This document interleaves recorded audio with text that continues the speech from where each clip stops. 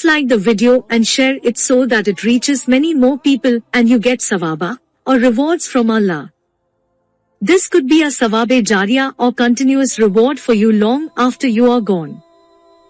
Volume 3, Book 41, number 585. Narrated by Abu Hurairah.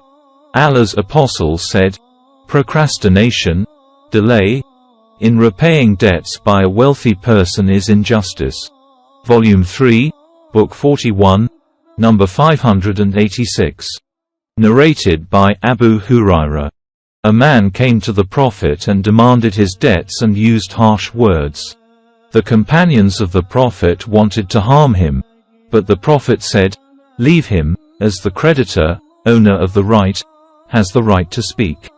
Volume 3, Book 41, number 587. Narrated by Abu Hurairah. Allah's Apostle said, if a man finds his very things with a bankrupt, he has more right to take them back than anyone else. Volume 3, Book 41, number 588. Narrated by Jabir bin Abdullah.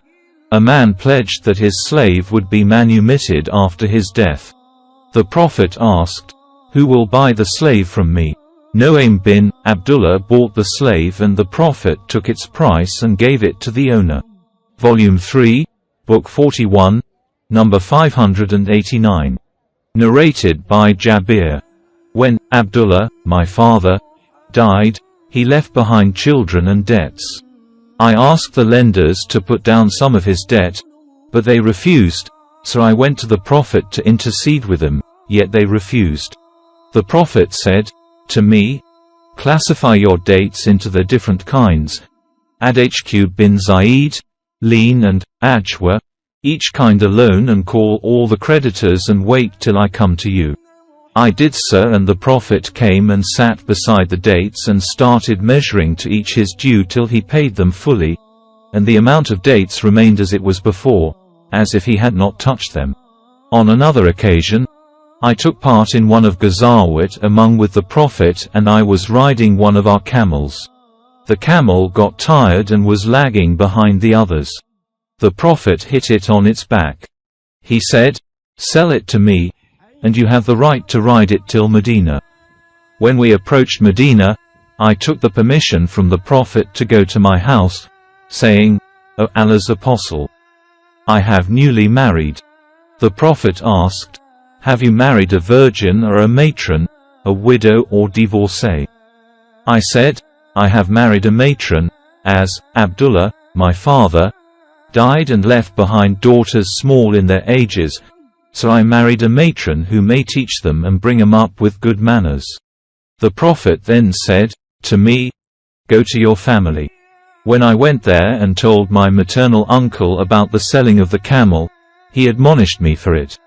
On that I told him about its slowness and exhaustion and about what the Prophet had done to the camel and his hitting it.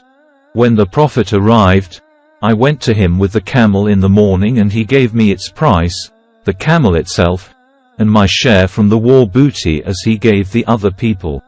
Volume 3, Book 41, number 590. Narrated by Ibn Umar. A man came to the Prophet and said, I am often betrayed in bargaining. The Prophet advised him, when you buy something, say to the seller, no deception. The man used to say so afterwards. Volume 3, Book 41, number 591. Narrated by Al-Mughira bin Shu'bah. The Prophet said, Allah has forbidden for you, 1. To be undutiful to your mothers, 2. To bury your daughters alive, 3. To not to pay the rights of the others, e.g. charity, etc. and 4. To beg of men, begging. And Allah has hated for you, 1. Vain, useless talk, or that you talk too much about others, 2. To ask too many questions, in disputed religious matters, and 3. To waste the wealth, by extravagance. Volume 3, Book 41, number 592. Narrated by Abdullah bin Umar.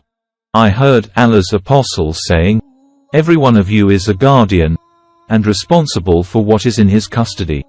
The ruler is a guardian of his subjects and responsible for them.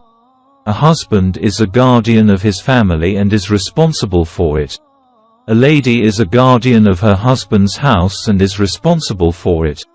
And a servant is a guardian of his master's property and is responsible for it.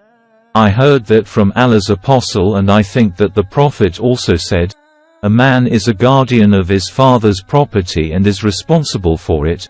So all of you are guardians and responsible for your wards and things under your care. Volume 3, Book 41, number 593. Narrated by Abdullah. I heard a man reciting a verse of the Holy Quran, but I had heard the Prophet reciting it differently. So, I caught hold of the man by the hand and took him to Allah's apostle, who said, both of you are right. Shubha, the sub-narrator, said, I think he said to them, don't differ, for the nations before you differed and perished, because of their differences. Volume 3, Book 41, number 594. Narrated by Abu Hurairah. Two persons, a Muslim and a Jew, quarreled. The Muslim said, by him who gave Muhammad superiority over all the people. The Jew said, by him who gave Moses superiority over all the people. At that the Muslim raised his hand and slapped the Jew on the face. The Jew went to the Prophet and informed him of what had happened between him and the Muslim. The Prophet sent for the Muslim and asked him about it. The Muslim informed him of the event.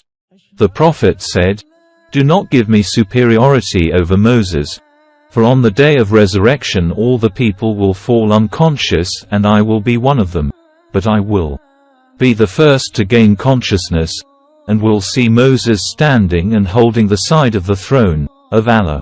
I will not know whether Moses has also fallen unconscious and got up before me, or Allah has exempted him from that stroke. Volume 3, Book 41, number 595. Narrated by Abu Sa'id al-Khudri. While Allah's apostle was sitting, a Jew came and said, O Abul Qasim, one of your companions has slapped me on my face. The Prophet asked who that was. He replied that he was one of the Ansar. The Prophet sent for him, and on his arrival, he asked him whether he had beaten the Jew.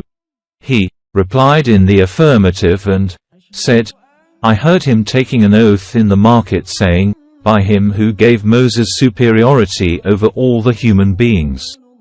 I said, O wicked man, has Allah given Moses superiority, even over Muhammad? The first became furious and slapped him over his face.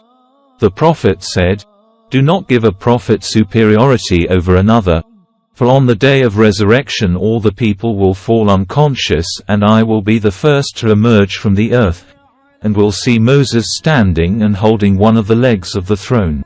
I will not know whether Moses has fallen unconscious or the first unconsciousness was sufficient for him. Volume 3, Book 41, number 596. Narrated by Anas. A Jew crushed the head of a girl between two stones. The girl was asked who had crushed her head, and some names were mentioned before her, and when the name of the Jew was mentioned, she nodded agreeing. The Jew was captured, and when he confessed, the Prophet ordered that his head be crushed between two stones. Volume 3, Book 41, number 597. Narrated by Ibn Umar. A man was often cheated in buying. The Prophet said to him, when you buy something, say to the seller, no cheating. The man used to say so thenceforward. Volume 3, Book 41, number 598. Narrated by Jabir. A man manumitted a slave and he had no other property than that, so the Prophet cancelled the manumission, and sold the slave for him. Noaim bin al-Na'im bought the slave from him.